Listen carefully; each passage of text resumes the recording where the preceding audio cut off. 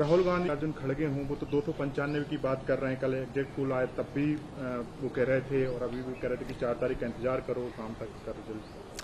प्रतीक्षा 4 तारीख की करनी पड़ेगी, उससे पहले कुछ हो नहीं सकता। लेकिन ये सच है कि सपने देखने का सबको बिल्कुल अवसर मिलना चाहिए, पर काम करने का अवसर जिनको मिलता है वह भाजपा को मिल रहा है और यह निश्चित है। दिग्विजय सिंह ने कल बोला कि यदि 295 सीट आती है मतलब जनता ने उन्हें वोट दिया है, लेकिन यदि 300 पार आती है बीजेपी तो ये ईवीएम की वोट है, जनता का वोट नहीं है। कांग्रेस तो ये प्रारंभ से ही कर रही है कि जहां कांग्रेस जीत जाती है, इनके लोग जीत जाते हैं, वहां ईवीएम बहुत अच्छी रहती है, भले ही ये बूथ कैप्चरिंग करके वहां चुनाव जीते। किंतु जहां भाजपा जीतती है वहां ये प्रश्न चिन्ह लगा देते हैं, इतने वर्षों में यह कुछ कर क्यों नहीं पाए ईवीएम का।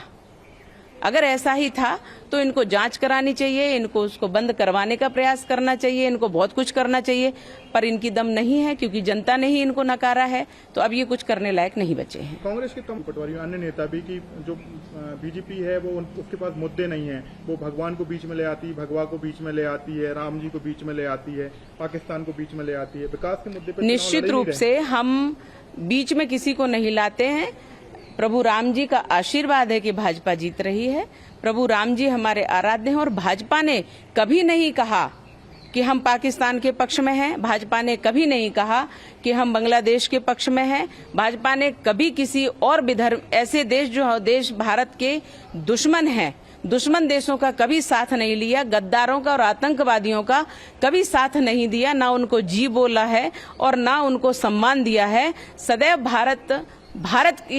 भाजपा भारत की जनता के पक्ष में रही है और रहेगी और राष्ट्र धर्म को माना है और राष्ट्र धर्म के लिए जीती है, राष्ट्र धर्म के लिए काम करती है। लेकिन जो कांग्रेस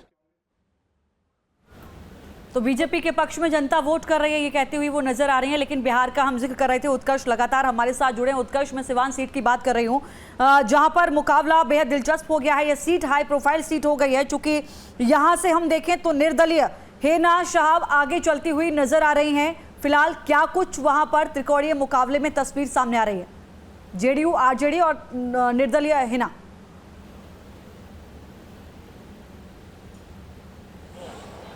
देखिए जिस तरीके से देखिए तीनों का कह सकते हैं कि त्रिकोणीय मुकाबला नजर आ रहा है। अगर सिवान लोकसभा सीट की बात की जाए तो हिना साहबुद्दीन की पत्नी है, वो इस बार चुनाव में थी और वो इस बार आगे नजर आ रही है। देखिए तीनों में त्रिकोणीय मुकाबला जरूर था, माना जा रहा था कि हिना साहब के पक्ष में ज्यादा वोट आ सकते हैं, लेकिन शुरुआती रुझान में जो है इस वक्त सिवान में हिना साहब आगे चली है। देखिए आपने पाटलिपुत्र का जिक्र किया था, मीसा भारती जो है पाटलिपुत्र से करीब 6000 वोट से आगे चल रही है, 6022 वोट से आगे चल रही है। रामकृपाल यादव एनडीए के प्रत्याशी हैं, वो इस वक्त पीछे चल रहे हैं। पटना की 2 सीटें, पटना साहिब और पाटलिपुत्र, दोनों काफी अहम मानी जाती हैं।